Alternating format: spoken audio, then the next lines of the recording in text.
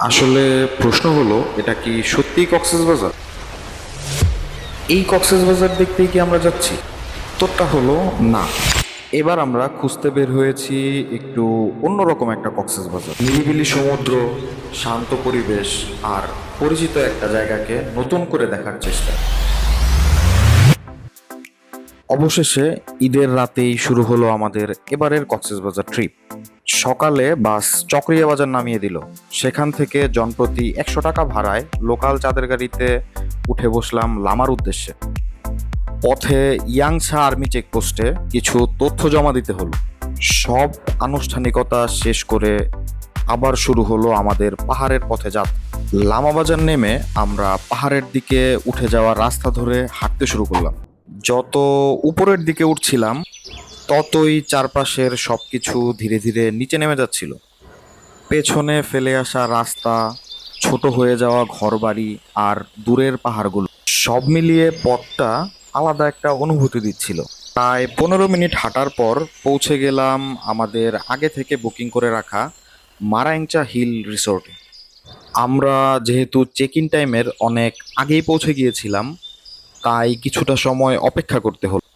তবে ওই সময়টাকে অপেক্ষা বললে হয়তো ভুল হবে, কারণ কিছু কিছু সময় আছে যেগুলো কোনো পরিকল্পনার অংশ থাকে না, কিন্তু পরে সেগুলোই সবচেয়ে বেশি মনে থাকে। আমরা পাহাড়ের চূড়ায় ছোট একটা টং দোকানে বসেছিলাম, হাতে 1 কাপ চা, চারপাশের স্নিগ্ধ বাতাস, সামনে পাহাড় আর পাশে বন্ধুরা। গল্প করতে করতে চারপাশটা দেখতে দেখতে কখন যে সময় কেটে গেল বুঝতেই পারিনি। তারপর চেক ইনের সময় হলে আমরা আমাদের পট হাউসের দিকে হাঁটা শুরু করলাম। পথটা খুব বেশি লম্বা ছিল না, কিন্তু খুবই সুন্দর ছিল। মনে হচ্ছিল শহরের ব্যস্ততা থেকে একটু দূরেও হেঁটে যাচ্ছি। অবশেষে পৌঁছে গেলাম আমাদের পট হাউসে। করে রুমে ঢুকতেই প্রথমে যে জিনিসটা চোখে পড়লো সেটা ছিল আমাদের রুমের সামনের বারান্দাটা। বারান্দায় দাঁড়ালেই পাহাড়, বাতাস আর এক ধরনের শান্ত নীরবতা। রুমটা খুবই সুন্দর করে সাজানো ছিল। আমরা ফ্রেশ হয়ে চলে যাই দুপুরের খাবারের জন্য। দুপুরের খাবার শেষ করে আমরা আর কোথাও বের হইনি। রুমের বারান্দায় বসেই বিকালটা কাটিয়েছি। ঠান্ডা বাতাস, পাহাড়ের গা বেয়ে ভেসে যাওয়া মেঘ আর নরম বিকেলের আলো, চারপাশটা যেন ধীরে ধীরে আরো সুন্দর হয়ে যাচ্ছিল। আসলে কিছু বিকেল থাকে যেগুলোকে আলাদা করে মনে রাখার জন্য কোনো ঘটনা লাগে না। আমরা 4 বন্ধু গল্প করতে করতে, ছবি তুলতে তুলতে সময়টা কাটাচ্ছিলাম। এমন একটা পরিবেশ, পাহাড়ের চূড়ায় বসে বন্ধুদের সাথে গল্প করার অনুভূতিটা আসলে ভাষায় পুরোটা বলা যায় না। সন্ধ্যায় নাস্তা শেষ করতেই দেখি বারবিকিউ এর জন্য প্রস্তুতি শুরু হয়ে গেছে।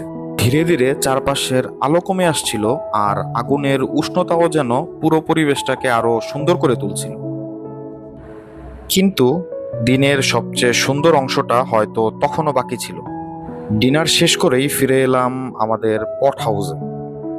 রাতে আমরা 4 জন অনেকক্ষণ একসাথে বসে আড্ডা দিলাম।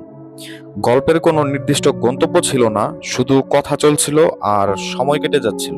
আসলে কিছু রাত থাকে যেগুলো খুব বিশেষ কিছু না হয়েও অনেক দিন মনে থেকে যায়। অনেক রাত পর্যন্ত আড্ডা দিয়ে এক সময় ঘুমিয়ে পড়লাম। ভোরে ঘুম থেকে উঠে মেঘ দেখার পরিকল্পনা ছিল, কিন্তু পাহাড়ের বোধহয় নিজেরও একটা ইচ্ছে থাকে। সেদিন খুব বেশি মেঘ দেখা হয়নি, তবুও ভোরের ঠান্ডা বাতাস, ধীরে ধীরে জেগে ওঠা পাহাড় আর সকালের শান্ত পরিবেশ মন ভরিয়ে দেওয়ার জন্য যথেষ্ট ছিল। তো ভ্রমণের সুন্দর দিকটাই এখানে, সবকিছু পরিকল্পনা মতো হয় না, তো অনেক সময় যা পাই না তার চেয়ে অপ্রত্যাশিতভাবে পেয়ে যাওয়া ব্যাপারগুলোই বেশি মনে থেকে যায়। তারপর আমরা সকালের নাস্তা শেষ করে রওনা হয়ে গেলাম চকরিয়ার উদ্দেশ্যে। লামা থেকে চকরিয়ার এই রাস্তাটা আমার কাছে সবসময় আলাদা। এমন না যে শুধু রাস্তাটাই সুন্দর, আসলে এই পথটার একটা অনুভূতি আছে। দুই পাশে বড় বড় পাহাড় আর মাঝখান দিয়ে বয়ে চলা সরু রাস্তা।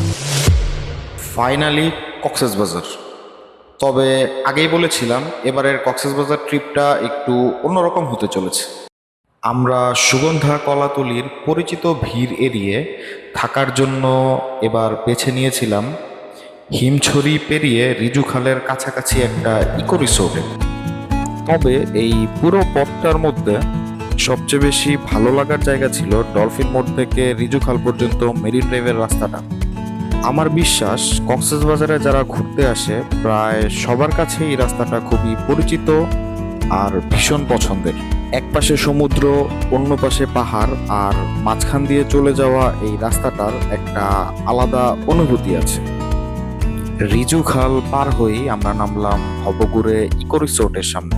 রিসোর্টে ঢুকেই প্রথমে যে জিনিসটা চোখে পড়েছিল সেটা হলো চারপাশের সাজানো প্রাকৃতিক পরিবেশ। গাছপালা, লিলি ফুল, কৃষ্ণচূড়া, হ্যামক সব মিলিয়ে জায়গাটাকে এমনভাবে সাজানো হয়েছে যেন প্রকৃতির কাছাকাছি থাকার একটা অনুভূতি পাওয়া যায়। আনুষ্ঠানিকতা শেষ করে আমরা চলে গেলাম আমাদের রুমে। আমাদের রুমের নাম ছিল মুক্তা। রুমটা ছিল পরিষ্কার, আরামদায়ক আর সুন্দরভাবে সাজানো। কিন্তু রুমের চেয়েও বেশি ভালো লেগেছিল পুরো পরিবেশটা। সবচেয়ে সুন্দর অংশটা ছিল রিসোর্টের পেছনের অংশ। পেছনের গেট দিয়ে বের হলেই ঝাউবন, আর ঝাউবন পার হলেই সমুদ্র। মানে কোনো হইচই নেই, অতিরিক্ত ভিড় নেই, শুধু ঢেউয়ের শব্দ আর বাতাসের আওয়াজ। সত্যি বলতে অনেক সময় মানুষের ভিড় থেকে একটু দূরে দাঁড়িয়ে সমুদ্রকে দেখলে মনে হয় সমুদ্রটা যেন আরো বড়, আরো গভীর। আমরা চারজন বিচে অনেকক্ষণ ফুটবল খেলে নেমে পড়েছিলাম সমুদ্রে। তারপর অনেকক্ষণ ঝাপাঝাপি, লাফালাফি, সমুদ্র স্নান করে ফিরে আসার পথে দেখা হলো কিছু স্থানীয় লোকদের সাথে। তাদের সাথে ক্রিকেট খেলে আমরা চলে আসি আমাদের রিসোর্টে। এসে দুপুরের খাবার শেষ করে একটু বিশ্রাম নিয়েছিলাম। সন্ধ্যার দিকে রিসোর্টের সামনেই আমাদের জন্য মুড়ি আর চায়ের ছোট আয়োজন হয়েছিল। আড্ডার মাঝে হঠাৎ প্ল্যান, চলো ইনানি থেকে ঘুরে আসি। রাতের ইনানি বিচ ছিল প্রায় জনশূন্য। চাঁদের আলো, ঢেউয়ের শব্দ আর নির্জন সমুদ্র সৈকত। মুহূর্তটা এমন ছিল যেন ভিডিওতে পুরোপুরি তুলে ধরা সম্ভব। সেখানে কিছু জেলের সাথে দেখা হলো, তারা চিংড়ির পোনা সংগ্রহ করছিল। কিছুক্ষণ তাদের সাথে আড্ডা দিলাম, তাদের জীবন, কাজ আর সমুদ্রের গল্প শুনলাম। অনেক সময় একটা জায়গাকে বুঝতে চাইলে শুধু তার সৌন্দর্য দেখলেই হয় না, সেখানে বসবাস করা মানুষগুলোকেও জানতে হয়। ভোরে ঘুম ভাঙতেই দেখি প্রবল বৃষ্টি। শেষ পর্যন্ত সূর্য ওঠার পরে বৃষ্টি কিছুটা কমলো। আমরা সৈকতে গেলাম।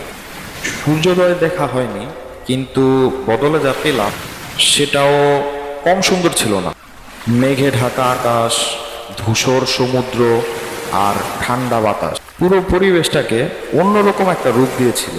আমি বহুবার কক্সবাজার এসেছি, কিন্তু এমন আবহাওয়া খুব কমই দেখেছি। হয়তো ভ্রমণ মানেই সব কিছু পরিকল্পনা মতো হওয়া না, কখনো কখনো অপূর্ণতাগুলোই স্মৃতিগুলোকে আরো সুন্দর করে তোলে।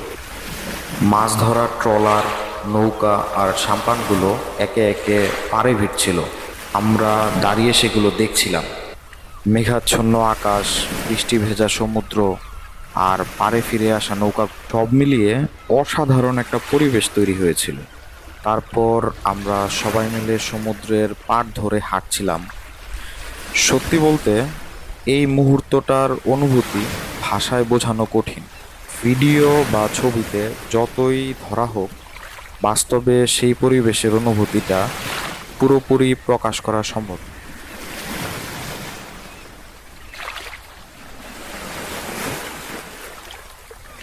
তারপর আমরা রিসোর্টে ফিরে চেক আউট করে বের হয়ে পড়ি নাজিরার টেকের উদ্দেশ্যে। নাজিরার টেক, সত্যি বলতে কক্সবাজারে যতবার আসি প্রায় প্রতিবারই এখানে আসার চেষ্টা করি, কারণ এখানে কক্সবাজারকে একটু অন্যভাবে দেখা যায়।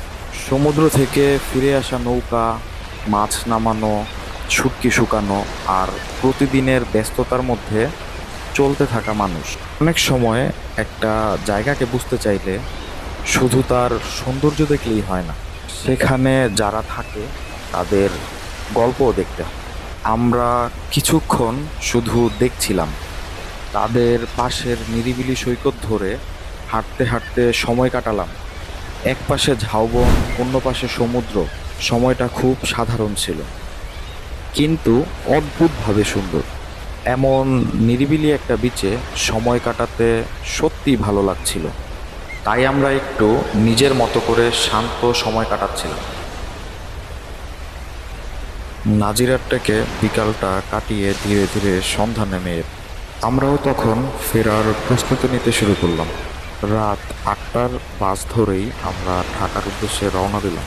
তবে এই ট্রিপটা একটু আলাদা হয়ে থাকবে। কক্সবাজারকে বিদায় জানিয়ে আমরা ফিরছিলাম, কিন্তু সঙ্গে করে নিয়ে যাচ্ছিলাম অনেকগুলো সুন্দর স্মৃতি।